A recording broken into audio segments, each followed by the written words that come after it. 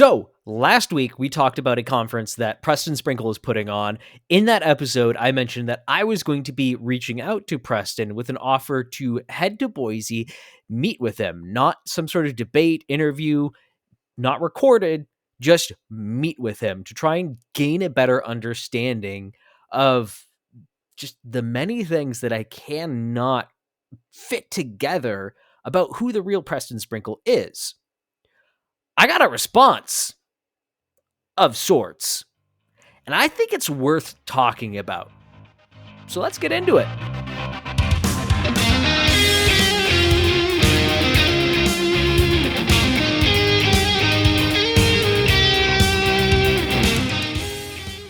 Welcome to the Enemies Within the Church podcast. You can go to enemieswithinthechurch.com right now to view the documentary if you haven't already. If you have, go ahead and buy a copy, buy a whole box, give them out to your friends. That's the whole purpose. We want the information to get out there. You can also go to EWTCnews.com. That stands for Enemies Within the Church News. EWTCnews.com to view the continued project, which this podcast is a part of. Now, I mentioned for the past several weeks, we're in the process of doing a little bit of a revamp, a little bit of a larger launch for the website. It's been in sort of a beta period for the past, however long it's been, 7-8 months. And now we're kind of refining down exactly what we want to do and moving forward with that. But so the point is, you're not going to see as many articles, but there is a brand new article out there right now as of the day I'm recording this episode. And it's basically an article version of that podcast. So if you don't have the 40 minutes to get the longer explanation that is the podcast, you can read the article. I think it's a 3, maybe 4 minute read. It is pretty concise. In fact, let's see. Okay, the website estimates 5-minute read. I would suspect that I could get through that article faster than 5 minutes. But what are we talking about today? And why did I feel that this is important enough to bring up? Well, we're talking about the fact that I did, in fact, reach out to Preston and someone close to Preston, and I got a response. Again, of sorts. Yes, I did get a response. It wasn't from Preston directly. It was from that person close to Preston who let me know that him and Preston did talk about my offer, but that it was seen as too difficult to work scheduling wise. So that it was being rejected for that reason. I'm leaving that offer open. It's not going to go away. It's not going to go away. I made it. On my end, I didn't turn it down, so it's still open. I'm a man of my word, so it's going to stay open. I'm not going to, because you do not have a need to know. You do not need to see the content of the email. Yes, if you're someone who's familiar with my story, in my claim to fame or claim to infamy, depending on how you want to look at it, I did share the contents of an email exchange, but that was for the purpose of security on all sides, not just me, not just the audience, but the person involved, to make sure that no one was making a false claim about someone else. In this case, you do not need to know the contents because the contents are much more of a personal exchange between two people. So I'm not going to be reading direct quotes, and I'm not going to be showing the email for that reason, because this is personal correspondence, not related to a public matter, or not related to a not specifically about questions about a public matter in the same sense that my issues with the North American Missions Board were, where I was asking in the capacity of official response. Looking for official response. So, like I said, Preston has turned down my offer. It wasn't a hard turn down, but it was still a turning down of the offer. I wanted to get into this a little bit and just understand, put some context and legs on this, because I think it helps us understand more than just this little circumstance, more than just this little situation, but a broader understanding of just the kind of situation we find ourselves in the evangelical church right now. There are a lot of sort of unspoken rules. There's a lot of behind the scenes stuff. There's a lot of how people behave in public versus how they behave in private, and I don't like none of it. I don't like none of it. It's a problem. It's a problem on not just the quote woke side, and that's actually a term we're going to have to talk about in this, because that is something that came up, and that's why I specifically used it there, but on the conservative side as well. I I mean, it's why I want to start an engagement with Preston. I would love to have Preston on the podcast. We are very open here about having people that disagree with us, even if it's radical disagreement. And we're in the process of setting up an interview right now with someone who really radically disagrees with us, because we're confident in our assertions. We believe that they can withstand scrutiny.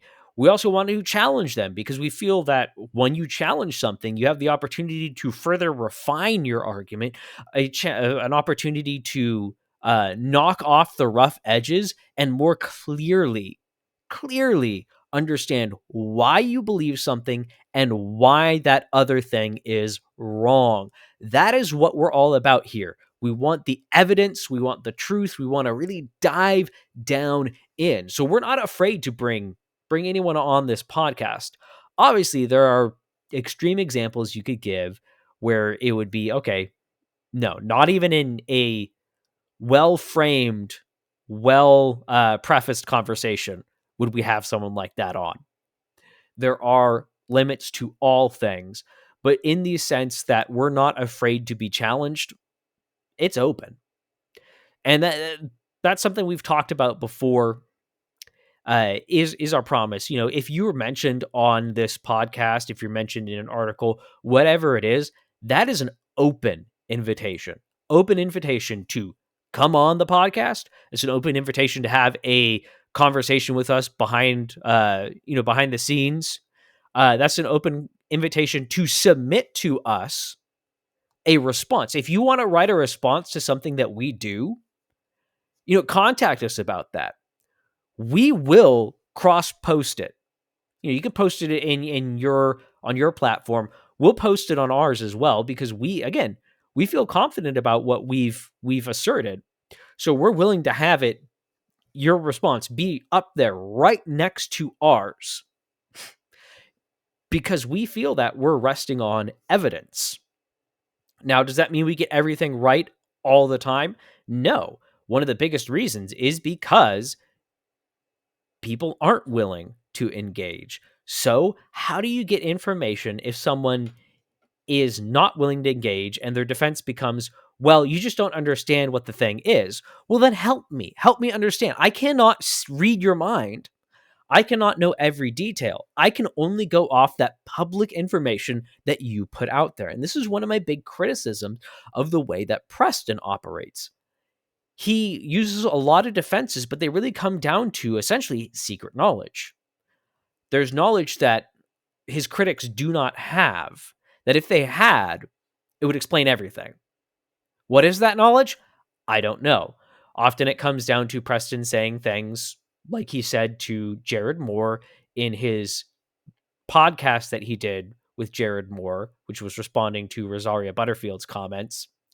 He said things like, it's just the nature of the conference that you will never understand. Now, I have a feeling that Preston would be, if he was to say that again, he'd probably word that differently. I don't know, though. He might stick with you will never understand. But I, as someone who has consumed a rather significant amount of Preston's content, specifically on the topic of understanding what he means, I don't feel any closer than when the journey started. I still feel like there's a secret Preston that's sort of hid away that I don't get to know about. So how can I correctly critique you, Preston, if it's just going to come back to not talking to people, um, telling people that you just don't understand? Well, help me understand. Help me understand. Again, that's why I would love to have a conversation with you. Why I would love to come down to Boise to pose some questions, not for me to be doing all the speaking, but pose some questions to you specifically about understanding where you're coming from. Now, that would increase understanding. I have no doubts that that would not increase agreement. Again, I feel that I'm confident about our areas of disagreement, but I just can't make sense of Preston. I just can't make sense of some of the things he says. Again, there's this like secret knowledge. Now, I mentioned in the last episode that I never intended to speak about Preston as much as have over the past 6+ months or whatever it's been. So why am I talking about him again? Like I said, I feel there's some important things in here that we're already even starting to touch on. It's starting to get you to understand how people behave and think, and sometimes the explanations they give don't really explain the situation. Sometimes the way they behave in public may not be quite the way that they behave in private, and it causes problems. And again, this is on all sides. But at this point, I'm invested. I'm invested because I've made these critiques. I've reached out to him in multiple ways. I've got some responses, and it's never to explain things. I'm a stubborn person. I want to get down. I want a conclusion to this. I want to wrap up this story, this unfolding story of Preston Sprinkle. And this is not a versus. This is not Enemies Within the Church versus Preston Sprinkle. This is Enemies Within the Church wants to have clarity, wants to be providing the most accurate information we can. So, again, love to have a conversation. But let's talk a little bit more about the response. As I said, there was an unwillingness to have that meeting. It was declined. And beyond the declining, there was a little bit of a... Now, I'm going to get kind of personal on this because I just want to explain things in a way to not be misconstrued. I'm frustrated with the email. I'm frustrated with the response for many particular reasons. I'm not going to go into all those reasons, but one of them is I cannot read a portion of it without it reading dismissively, as in it's put out there to justify not having to respond to my criticisms rather than having an actual factual reason. But so I just wanted to put that out there. I'm trying, but I cannot read it another way than that.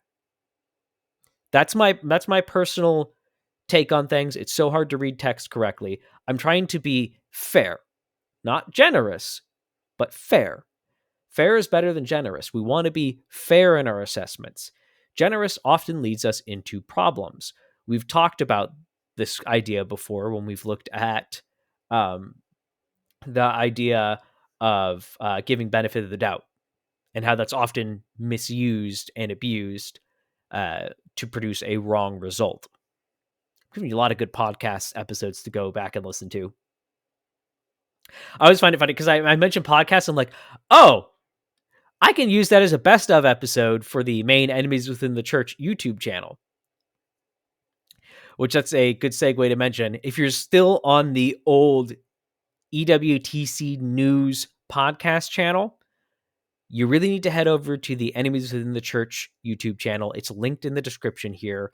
That is where the podcast is going to be hosted permanently. Eventually, I will stop updating the EWTC News podcast channel. It's going to be a while before that happens, but eventually it will be sunsetted. So what is this criticism in here that I feel is just kind of dismissive?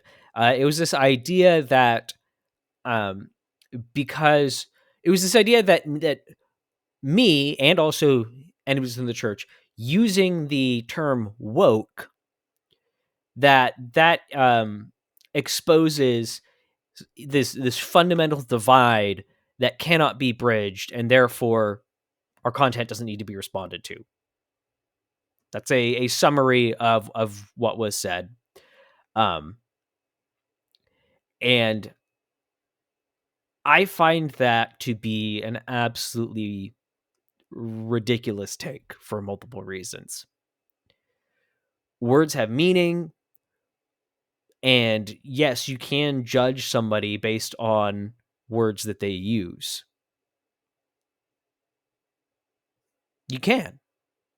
Because words convey a meaning, they convey information. So when you're using certain words, certain language, you're doing that with an intent to communicate something. So you can look at the words that people use and go, why are you using that word? But that's the importance of that judgment, is why are you using that word, not I'm going to judge you specifically on the word you used. You might find that the person is misusing the word. You might find that the person is using a word quite differently than you are, and you've come to find out that it's a legit use of it. You might come to find out that, yes, they are using the word the way that you thought they were, and that might be an indication that they have some beliefs that might not be the best.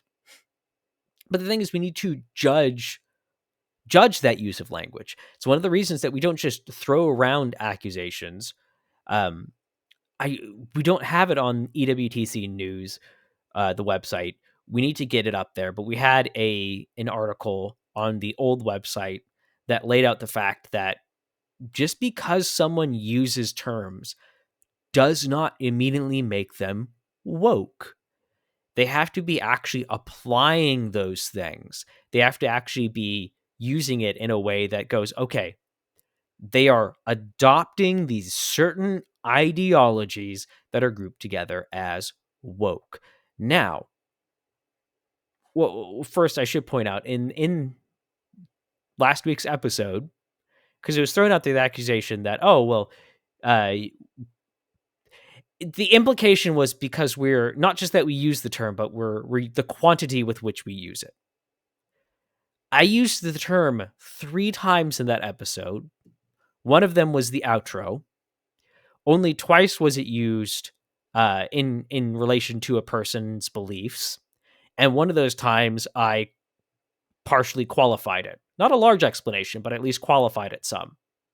So I will let you judge that on your own. If you feel that that's a nitpicky thing to point out that I only used it 2 times, specifically referring to a person's beliefs, does that constitute regular use? Does that not constitute regular use? I feel like it's a little bit of a red herring of an argument to say that, oh, well, that's regular use and thus justifies us rejecting you. But what do we mean when we say woke? What do we mean? What do we mean here at Enemies Within the Church when we say woke? Well, yeah, I should probably start sharing my screen at this point because I have a couple things I want you to be able to see if you're watching on the video. If you're not, well, that's perfectly fine. I'm going to be explaining everything. But just know that as much as possible, we are sharing information on the screen to make sure that you can see and verify the things that we're saying. We want to provide evidence. In the article, here you can see it, the article on Preston Sprinkle's conference, I used the term woke once. I did not modify it after I got the email response. I went and checked. I used it once. And you know what? I decided to be clearer. So I added a footnote. Boom. Takes you right down there. Wow, it does not take you perfectly there. It does not account for the top bar. But I explained. Woke references the use of critical theory, a branch of cultural Marxism, and its derivatives. These include critical race theory, queer theory, etc. Woke is a sometimes misused term, but when we use it, we are applying it strictly to the explicit use of critical theory or of people one-to-one employing the tenets. And again, that means the derivatives of critical theory as well, like critical race theory, queer theory, etc. In this case, we argue that Derwin is basing his view of race on ideas derived from critical race theory, hence woke. So we're not just throwing that out there as an insult, as a pejorative. We're not just using that to discredit someone. We have a reason and a purpose for why we use it and what that is based on. We have a definition and we apply that. If you feel that the word is too far gone, that's perfectly fine. We actually have conversations about that. Is the word not useful anymore? Because we want to be clear with things. And in fact, that's been a very conscious thing I've done in both podcasts and in writing to try and, one, qualify the term a little bit, and two, also mix in other terms to get you to start to build a definition naturally as you're reading or listening. We want people to have clear information. That's what we're all about here. So again, I find this response to be a little bit dismissive. A little bit dismissive. I don't feel like it's honest engagement. That's my take on it. I don't feel like it's honest engagement. Now, I want to look at one of the reasons that I find it even more disingenuous. There's a couple things I get. I get them. I'm going to try and answer your whatabouts, but one thing for me is Preston is not afraid to bring up the fact that other people won't respond to his requests to have conversations. He did that in his episode where he was, I don't even know the right term because it wasn't really a discussion, but him and Pastor Jared Moore, were on together. He mentioned that Rosaria Butterfield wouldn't come on to talk with him, and that's one of the reasons he brought Jared on. And he just did a podcast responding to Alicia Childers and Christopher Yuan, and he mentions in the episode, which was easier just to grab this here where he says it in text. But he mentions the episode, and then he mentions here in a response to someone on Twitter. As I said in the episode, I've reached out to both of them and to have a conversation, but didn't get a response.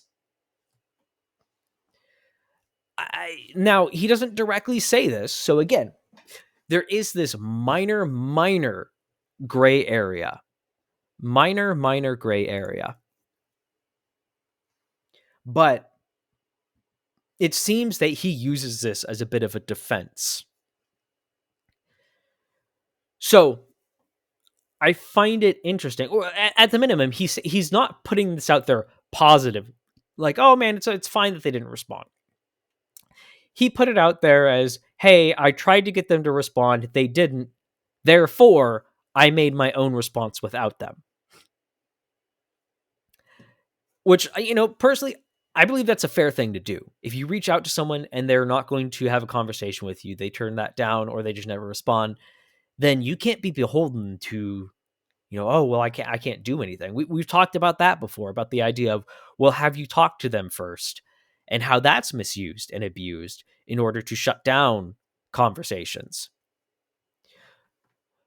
But I want to point it out because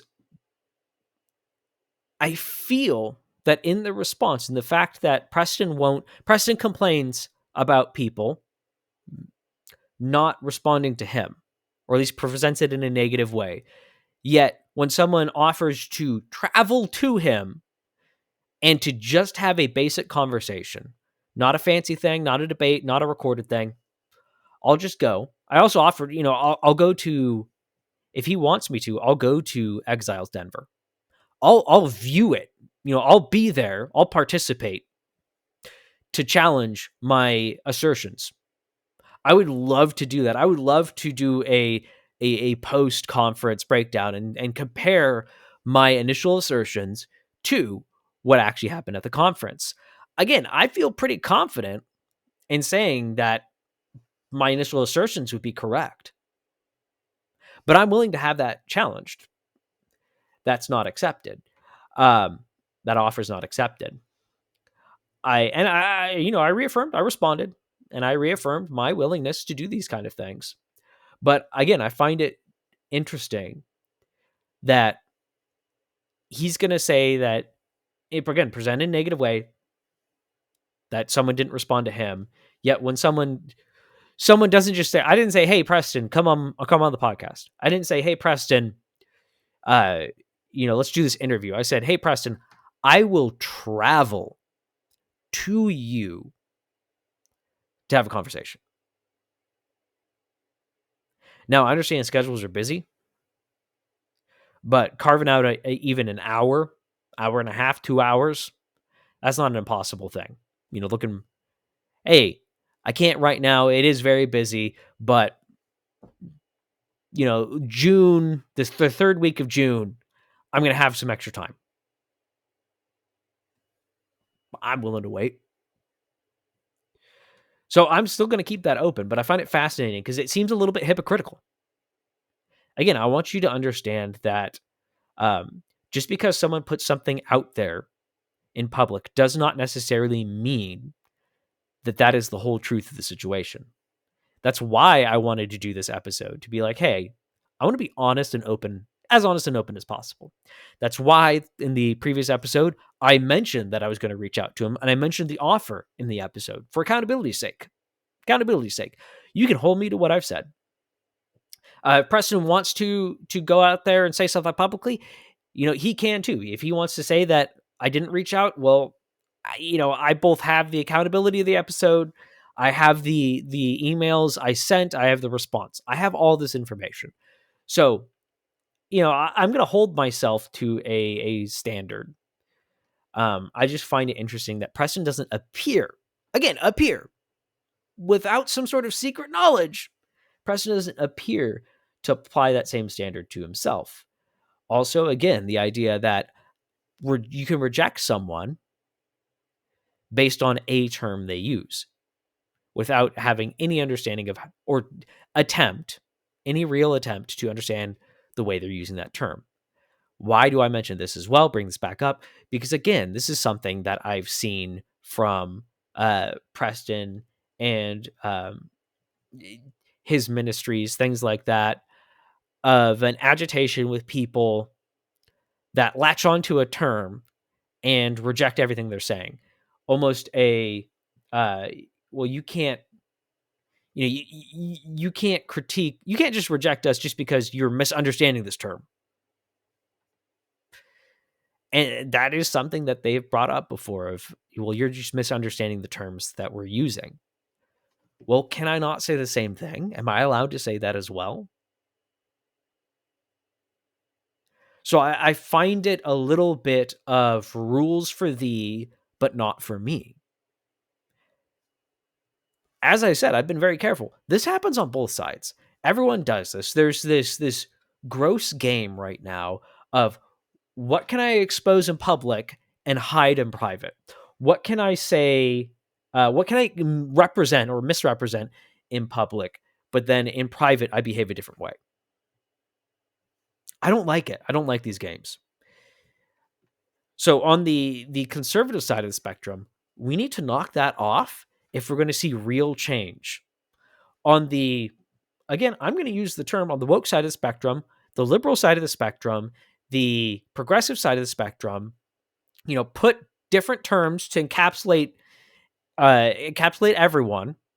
I'm sure I could add more terms there to satisfy everyone, but the monolithic, not the conservative side, you got to be consistent. You got to be consistent too. You're not helping your cause. You're just sowing, hypocrisy is never going to breed truth. But again, it's this idea of rules for thee, but not for me.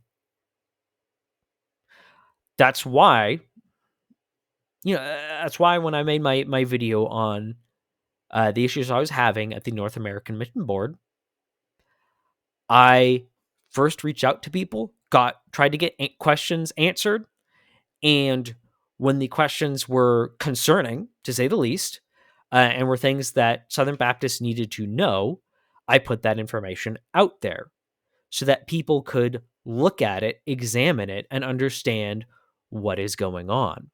Transparency. Now, obviously, I want to be as transparent as possible with this, but I'm not sharing the contents of that email because you don't have the need to know the specific details.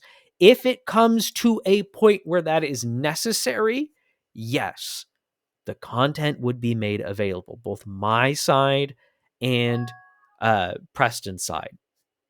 Transparency, but that's only when it comes down to the point of security for both sides to prevent misrepresentation of either, so that people can draw accurate conclusions. I don't think we're going to be there. But let's talk a little bit more generically about the idea of rules for thee, not for me. This is a common thing that comes up because it's super easy. It's super easy in this online culture because you can just the idea of a false face is so easy to do. And you can put something out there. It goes into another idea that you really need to be aware of, which is false humility. False humility. A lot of people that you might attribute humility to, you have to actually understand what they're saying. Is that actually a humble statement? There's a lot of aggressive people who are not humble. There's a lot of people that are accused of not being humble, but actually are. I'm going to take this as an opportunity to talk about some of the enemies within the church team. Why do we do what we do? Why are we here? We're not here because we like tearing people down. We're not here because we're just grumpy people. We're not here for any of this stuff. We're here because we have legitimate concerns and we can't just let them slide. But our hearts are in other places. I personally, God is really doing a good job of keeping me here because my heart is in pastoring. Now I'm having some health issues, which prevent me from being able to dedicate the amount of time and just the physical energy that a pastoring requires. So in the meantime, I'm putting a lot of energy into this because I know it's something that needs to be done, but I want to be taking care of people. I love those one-on-one engagements with people. I love learning about people. My goodness, if you just want to tell me your life story, I'm going to be there for that. When I put out my video on the North American Mission Board, I got contacted by so many people and I got to learn about so many people, good Christians from all across the country. That was magnificent. And I constantly, every time I'd be like, oh man, we should get together. Oh, wait a second. You're 1,500 miles away. I'm not even an extrovert. I just love those kind of things. And I love helping people. I love helping people with spiritual issues. I love talking through things. I love getting people to think. I love explaining the Bible. That's where my heart's at. Sam, co-host, he's a pastor as well. That's where his heart's at. Beyond that, his heart's really in ending abortion. He sees the evil of it, and he's like, I can't stand idle. I have to save these people. That's where his heart's at. Judd, the director of Enemies Within the Church. Judd has gotten accused of a lot of things. A lot of nasty things have been said about Judd. Judd may be the most generous person I've ever met in my entire life. I met some seriously generous people. Judd might just be the most generous person I've ever met in my entire life. People want to tear him down for all sorts of things, but that guy is the real deal. Beyond just being a generous person, beyond just fiercely caring about the people around him, The dude is awesome. He's a loyal dude. He runs on Judd time. We joke about this. He runs on Judd time. He will often be late to things. But if you mistake that for him not caring, then you have no idea what you're talking about. No idea what you're talking about. Most of the time, Judd is late or misses something. It's because he's doing something really serious. And that's what is his big thing that he's doing? He's taking care of persecuted Christians in Nigeria that are going through some of the most horrifying things you could ever conceive of, and then worse. And that's what he pours his heart into, taking care of those persecuted Christians that are being hacked apart by machetes, crazed Islamic militants hacking people apart. And he's there taking care of those people, trying to help them rebuild their lives, build them up spiritually, take care of needs, diseases sweeping through IDP camps, internally displaced persons, of thousands, sometimes over 10,000 people. And he's taking care of these people. He's got a ministry doing that. That's what we do here. Why do we talk about wokeness? Why do we talk about the infiltration of these different things that we see? Is it because we're just mean people? Is it because this is what we want to spend our time doing? No, it's because we see an issue. We see an error that needs to be corrected. So if you, again, this could be sound arrogant because I'm lumping myself in here, but if you want to find legit people that care, anybody's in the church is the place you're going to find that. I didn't even talk about Jordan. You haven't seen Jordan as much. He writes some of the articles. He's been on the podcast a couple times. Jordan's in the same place. We got good people that care. We got straight shooters. Every single person on the team is just honest. Just honest. We're doing this because we care. There is none of this rules for thee, but not for me. There's none of this false humility. In fact, it almost becomes the opposite because we get accused of being arrogant. The face, we get accused of being arrogant, and then behind the scenes, the enemies of church guys aren't. Okay, let's probably stop bragging on us, but what's the point of bringing all that up? It's to say, look, this is a problem. This is something that people use as a manipulation tactic all the time, all over the place. Yes, it's rampant on the left side of the spectrum. It also exists on the right as well. But definitely it is a manipulation tactic that is used to get you to build this loyalty, get you to accept someone, and then they can start making more and more claims, and you start to believe it based on reputation, not based on fact. And then they can destroy their opponents because, oh, look at this thing. You didn't do that. That's a mean thing. And then behind the scenes, they do the same thing. This is why transparency is important. This is why I want to talk to Preston, because I want to get past that surface level nonsense. I want to get down to the real deal. I want to get down to what's actually going on. I want to get the real Preston Sprinkle. Because I don't feel, and all this stuff I've looked at, stuff that's been recommended directly from people near him. Hey, you want to understand Preston's philosophies on things? Listen to this, and it doesn't unlock it. Honesty is more. This is key. Honesty is more than simply saying a true thing. Honesty requires integrity. Honesty requires integrity. Integrity is one of the biggest things that is missing. And integrity is so much broader than what we make it. It is a bigger consistency than we allow it to be. Integrity is critical. If we're going to see anything change in this nation, we need men of integrity to stand up. We need Christians inside the church to consistently apply God's truth to themselves, to their church, and then to society. It has to be consistent. Rules for thee and not for me. Well, it leads to greater problems. And again, on the woke side of things, that is rampant. Rampant.